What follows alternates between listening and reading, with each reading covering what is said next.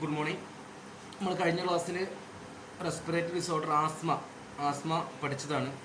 ഇന്ന് എടുക്കാൻ പോകുന്നത് COPD chronic obstructive pulmonary disease. Chronic obstructive airway disease എന്നൊക്കെ എന്ത് ചെയ്യാം പറയാം. It's a chronic pathological condition in which there is obstruction to the air flow. Okay, partially ഒരു completely from trachea to ഇനി bronchioles. Trachea മുതൽ bronchi എവിടെയും ഈ air flock obstruction വരെ. അതാണ് ഈ COPD എന്ന് പറയുകയാണെങ്കിൽ. പിന്നെ രണ്ട് ടൈപ്പായിട്ടാണ് ഇത് എക്സ്പ്ലെയിൻ ചെയ്യുക. ബ്രോങ്കൈറ്റിസും എംഫൈസീമ. രണ്ട് ഫോംസാണ് COPD, ബ്രോങ്കൈറ്റിസും എംഫൈസീമ. അപ്പോൾ പാത്തോഫിസിയോളജി ചോദിക്കുകയാണെങ്കിൽ എന്ത് ചെയ്യേണ്ടി വരും? COPDൻ്റെ പാത്തോഫിസിയോളജി പാത്തോജെനിസിസ് ചോദിക്കുകയാണെന്നുണ്ടെങ്കിൽ ഈ ബ്രോങ്കൈറ്റിസിനെ കുറിച്ച് എഴുതേണ്ടി വരും, എംഫൈസീമിനെ കുറിച്ച് എഴുതേണ്ടി വരും. എന്താണ് ബ്രോങ്കൈറ്റിസ്? ബ്രോങ്കൈറ്റിസ് പറഞ്ഞാൽ chronic or recurrent cough with expectoration on most days for at least 3 months of the year during 2 consecutive years. അതായത് ക്രോണിക് അല്ലെങ്കിൽ ഇടയ്ക്കിടയ്ക്ക് കഫ് വരിക, ചുമ വരിക, കഫ് വരിക. എപ്പോൾ തുടർച്ചയായിട്ട് ഒരു 3 മാസമൊക്കെ എന്ത് ചെയ്യുക, കഫ് വരിക. അങ്ങനെ 2 വർഷം തുടർച്ചയായി നമുക്ക് എന്ത് ചെയ്ത് ബ്രോങ്കൈറ്റിസ് ആണ് എന്ത് ചെയ്യുക, ഇത് നമുക്ക് സസ്പെക്ട് ചെയ്യാം. ഓക്കെ, അടുത്താണ് എംഫൈസീമ. എംഫൈസീമ എന്താ? It's a permanent or progressive damage to the lungs. Progressive damage or change in the anatomy of the lungs with enlargement and destruction of bronchioles and alveoli. Alveoli എന്താ നമുക്കറിയാം, bronchioles എന്താ പറയുക, അതിൻ്റെ പ്രോഗ്രസീവായിട്ട് അതിൻ്റെ എൻലാർജ്മെൻറ്റും അതിൻ്റെ ഡിസ്ട്രക്ഷനും ഒക്കെ വരുന്ന പ്രോഗ്രസീവായിട്ട് ലങ്ങിൻ്റെ അനാട്ടമി ചേഞ്ച് ചെയ്യുന്ന ഒരു പ്രോസസ്സാണ്, ഒരു സംഗതിയാണ്, ഒരു കണ്ടീഷനാണ് എംഫൈസീമ. ഓക്കെ, ഇനി അതിൻ്റെ ഏറ്റിയോളജി. ഓക്കെ, COPDൻ്റെ ഏറ്റിയോളജി നമുക്കറിയാം. മെയിനായിട്ട് കോസ് സിഗരറ്റ് സ്മോക്കിംഗ് ആണ്. 90% എന്താണ്? സിഗരറ്റ് സ്മോക്കിംഗ് ആണ്. അതുപോലെ തന്നെ നമ്മൾ ആസ്മയിൽ പഠിച്ച പോലെ എക്സ്പോഷർ ടു ഇറിറ്റൻസ്, ഇപ്പോൾ sulphur dioxide, organic inorganic salts, അതൊക്കെ അതിൻ്റെയൊക്കെ എക്സ്പോഷർ. അതുപോലെ തന്നെ നമുക്കറിയാം ഒക്യുപ്പേഷണൽ എക്സ്പോഷർ. അതായത് എന്താ പറയുക, നമുക്കറിയാം ഇപ്പോൾ പ്ലാസ്റ്റിക് ഇൻഡസ്ട്രി, കോട്ടൺ ഇൻഡസ്ട്രി, അങ്ങനത്തെ കേസിലൊക്കെ വരുന്നതാണെങ്കിൽ ഒക്യുപ്പേഷണൽ എക്സ്പോഷർ. അതുപോലെ തന്നെ recurrent respiratory tract infection, family history, ഇതൊക്കെ അതിൻ്റെ ഏറ്റിയോളജിയാണ്. ഓക്കെ, നമ്മൾ ആസ്മയിൽ പഠിച്ച ഏകദേശം സെയിം തന്നെയാണ്.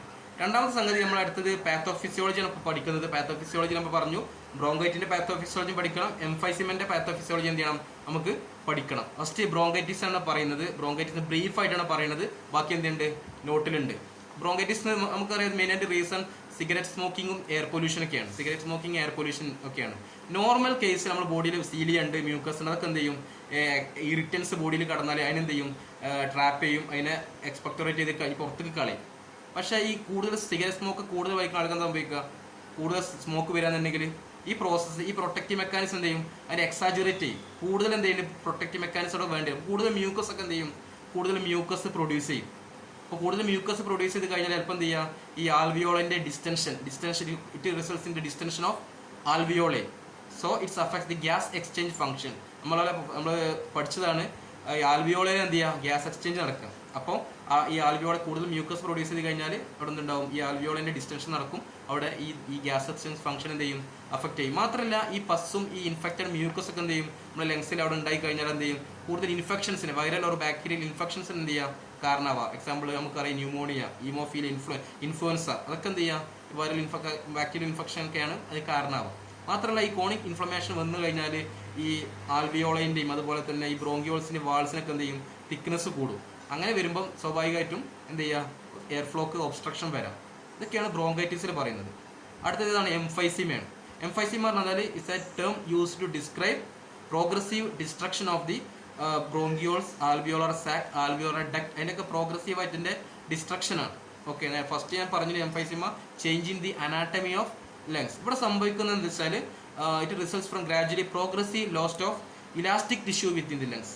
ലങ്സിലുള്ള ഇലാസ്റ്റിക് ടിഷ്യൂ ലോസായി നഷ്ടപ്പോണ അവസ്ഥയാണ് ഈ എംഫൈസീമയിലുള്ളത്. സാധാരണ കേസിൽ അല്ലെങ്കിൽ it is due to an imbalance between proteolytic enzymes and protective factor.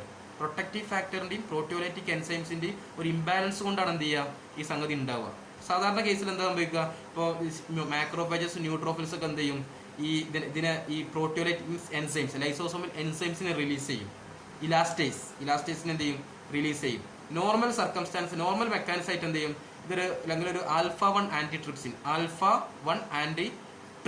ഒരു എൻസൈമാണ്. അതെന്ത് ചെയ്യും, ഇതിന് നേരെ ഓപ്പോസിറ്റ് എഫക്റ്റ് ആയിട്ട് എന്ത് ചെയ്യും, പ്രൊട്ടക്റ്റീവ് ആയിട്ട് ആക്ട് ചെയ്യും. ആൽഫ 1 ആൻറ്റിട്രിപ്സിൻ എന്ത് ചെയ്യും, ഇലാസ്റ്റേസിനെ ബ്രേക്ക് ഡൗൺ ചെയ്യും. അത് നടക്കില്ല. അവിടെ നിന്ന് ഇലാസ്റ്റേസ് എന്ത് ചെയ്യില്ല, ഈ ലങ് ടിഷ്യൂവിനെ അല്ലെങ്കിൽ ഇപ്പോൾ കണക്റ്റീവ് ടിഷ്യൂവിന് എന്ത് ചെയ്യില്ല, അങ്ങനെയുള്ള ബ്രേക്ക് ഡൗൺ ചെയ്ത് കളയില്ല. അപ്പോൾ അത് ഇതായി പോകും. പക്ഷേ ഈ കേസിൽ ഇപ്പം ആൽഫ 1 ആൻറ്റിട്രിപ്സിൻ ലെവൽ കുറഞ്ഞാൽ, ഡെഫിഷ്യൻസി വന്നാൽ എന്ത് ചെയ്യുക, ഈ എംഫൈസിമ കാരണമാവാം. അല്ലെങ്കിൽ ചില സിഗരറ്റ് സ്മോക്കേഴ്സിൻ്റെ കേസിൽ ഈ സിഗരറ്റ് സ്മോക്ക് എന്ത് ചെയ്യും, ഈ ആൽഫ 1 ആൻറ്റിട്രിപ്സിനെ എന്താ ഇനാക്ടിവേറ്റ് ചെയ്യും. അല്ലെങ്കിൽ സിഗരറ്റ് സ്മോക്കേഴ്സിൻ്റെ കേസിൽ കൂടുതൽ എമൗണ്ട് ആയിട്ട് ന്യൂട്രോഫിൽസും മാക്രോഫേജസും കൂടുതൽ എമൗണ്ട് എന്ത് പ്രൊഡ്യൂസ് ചെയ്യും, നേരത്തെ പറഞ്ഞപ്പോൾ ഇലാസ്റ്റേസ്, ആ ലൈസോസോം എൻസൈംസ് പ്രൊഡ്യൂസ് ചെയ്യും. ആ ഇലാസ്റ്റേസ് എന്ത് ചെയ്യും, ഇലാസ്റ്റിനെ ബ്രേക്ക് ഡൗൺ ചെയ്യും. ഒരു കണക്റ്റീവ് ടിഷ്യൂ ആണ്, അങ്ങനെയുള്ള ഒരു പ്രോട്ടീനാണ്. അപ്പോൾ എന്ത് ചെയ്യും, അവിടെ അല്ലെങ്കിൽ ഇലാസ്റ്റിസിറ്റി അത് കുറയും. മാത്രമല്ല ഈ destruction of alveoli also results in the loss of capillary network essential for lung perfusion. Capillary network എന്ത് ചെയ്യും, ആ ഡിസ്ട്രക്ഷനോടെ സംഭവിക്കും. അതാണ് എംഫൈസിമ. ഇത് രണ്ടുമാണ് എന്ത് ചെയ്യേണ്ടത്, പാത്തോഫിസിയോളജി ചോദിച്ചു കഴിഞ്ഞാൽ എഴുതേണ്ടത്, ബ്രോങ്കൈറ്റിസും എംഫൈസിമയും. ഈ ലാസ്റ്റ് അതിൻ്റെ ക്ലിനിക്കൽ മാനിഫെസ്റ്റേഷൻസ് ആണ്. ക്ലിനിക്കൽ മാനിഫെസ്റ്റേഷൻ രണ്ടിൻ്റെ എഴുതണം. ബ്രോങ്കൈറ്റിസിന് എന്താണ്, ക്രോണിക് പ്രൊഡക്റ്റീവ് കഫാണ്. Dyspnoea, chronic productive cough, dyspnoea, right ventricular failure, recurrent respiratory tract infections. സാധാരണ കേസിൽ ഈ പേഷ്യൻസ് വിത്ത് ബ്രോങ്കൈറ്റിസിനെ പറയുന്നത് ബ്ലൂ ബ്ലോട്ടേഴ്സ്. അവരുടെ ശരീരത്തിൽ ഓക്സിജൻ കുറവായിരിക്കും, കൂടുതൽ കാർബൺ ഡൈ ഓക്സൈഡ് ഉണ്ടാവും. അങ്ങനെ ബ്ലൂ ബ്ലോട്ടേഴ്സ് എന്ന് പറയാം. ഇതാണ് ബ്രോങ്കൈറ്റിസിന്റെ ക്ലിനിക്കൽ മാനിഫെസ്റ്റേഷൻ. അടുത്ത് എംഫൈസിമെന്റ് ആണ്. എംഫൈസിൻ കഫ് ഉണ്ടാവും, ക്രോണിക് ആണ്, പക്ഷേ ലെസ് പ്രൊഡക്റ്റീവ്. ഓക്കെ.